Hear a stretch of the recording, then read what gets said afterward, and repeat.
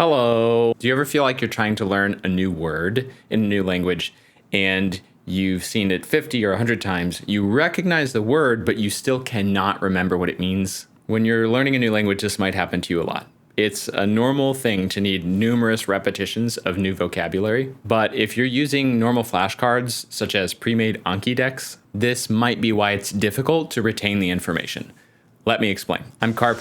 I'm a language teacher with over 14 years of experience, and recently on the Learn Japanese or Japanese Immersion subreddit, some Japanese subreddit, I have seen a lot of comments about not being able to retain new vocabulary, especially when using flashcards, particularly for those using pre-made Anki decks. And to clarify, Anki is a very popular flashcard application that uses spaced repetition, which are very common among these learning communities. Some users have even called this having a colander of a memory, which I find hilarious. You know, here we go, pour the words in and out they go, right out the holes at the bottom. Anyway, but I know this feeling is very frustrating. So let's understand why this might be happening and, more importantly, what we can do instead to fix that and have a better way or better ways to learn vocabulary over time and actually retain it. So first, let's go over 3 reasons this might not be working so well. The first is that flashcards aren't relevant, not normally. What I mean by that is they're not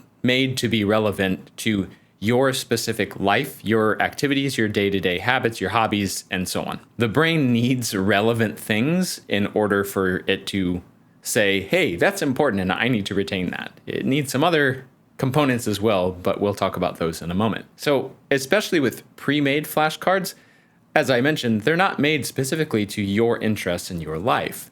A lot of these are things like top 2,000 words. These exist for many languages, like top 2,000 Japanese words or top 2,000 Spanish words or core 2,000 vocab. They offer practice for the most common words in a language, which theoretically could be very helpful. However, most of these terms, especially the way they're presented, are basically guaranteed to be irrelevant to your life. If it has nothing to do with your hobbies, your relationships, your day-to-day experiences, your brain's not going to think that these are things that are important to remember. Number 2 is flashcards don't have context. Not usually. Again, for most flashcard sets, especially pre-made ones, you have a mixture of different words and phrases that are unconnected to other meaning or other content. If a set of flashcards wants me to learn something like to study, sun, country, and between, which are all very high frequency words in English, they'll be very hard to remember because they do not share context. It's way easier to remember things with a common theme, for example. If instead we learn something like to plant, to grow, sun, and water, your brain now has more meaning, more contextualized meaning,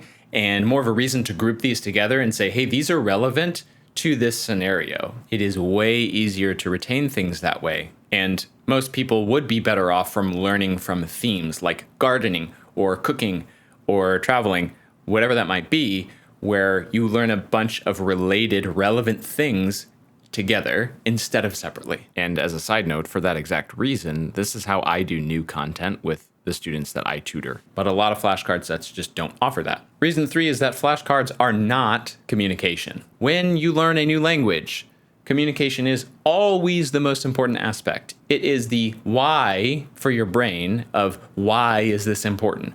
Why is this relevant?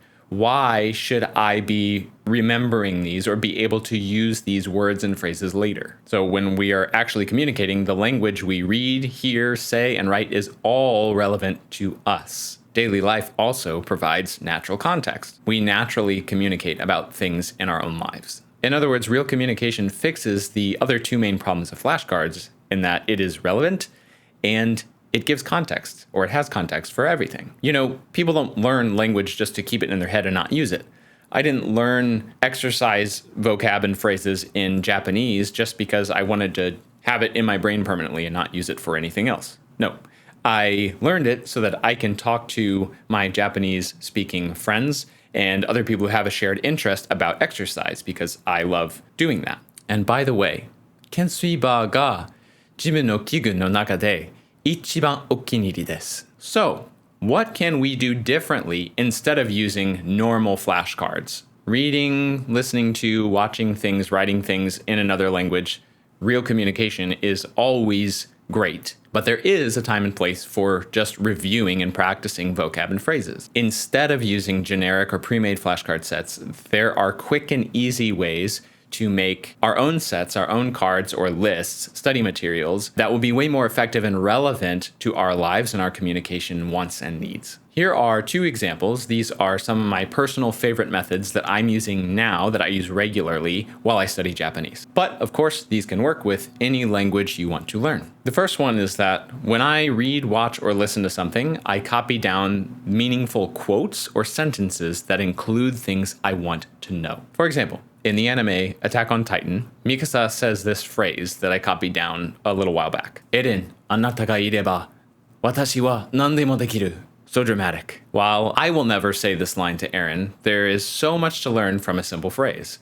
We have a conditional grammar piece, as well as several high-frequency words, all in the context of the show. And since it was such a dramatic and impactful phrase in that moment of the series, it was extremely easy for me to remember by copying it down and reviewing it just a few times. On top of that, I now recognize this type of grammatical structure when I hear it in other contexts in Japanese. That is what we call transfer of knowledge. That's where you want your language abilities to be. The other thing I'm doing most often recently is I have a private Japanese tutor. So after each tutor session that I have, I take all the new vocab that came up in that session, which is usually quite a lot, and I put it on a list. Here is a sheet I'm currently using just for vocab from my private tutoring sessions with my Japanese teacher. Every single word on this list is 100% relevant to me and 100% contextualized because I used all of them for real communication in conversations. High frequency words, the ones so many people are worried about with these other Anki decks, show up in here because they're naturally used a lot. I also have many words that are not high frequency,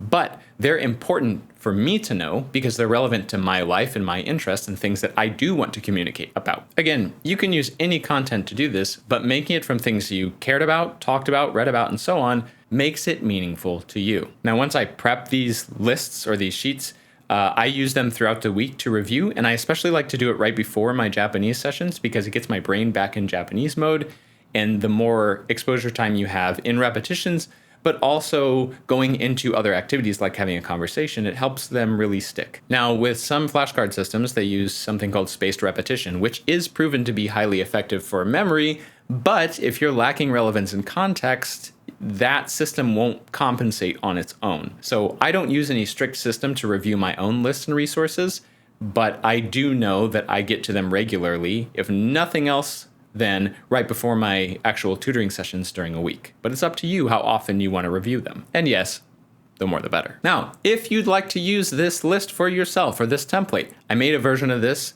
based off of what I use. You can click the link in the description just to make a free copy right in Google Drive. That's all you. Go crazy. It's originally built for Japanese, but again, you can use this with any language. Well, I have 2 extra columns in there to help me know how to read these. Because in Japanese, that's a big issue with kanji. But you could delete those or replace them or use them in a different way if you're using them for a different language. It will work just fine. There are also ways to add an auto translation using Google Translate. While it's not great, sometimes it gets the job done. And the reason that I have some of these columns blacked out is because that's where the English will show up.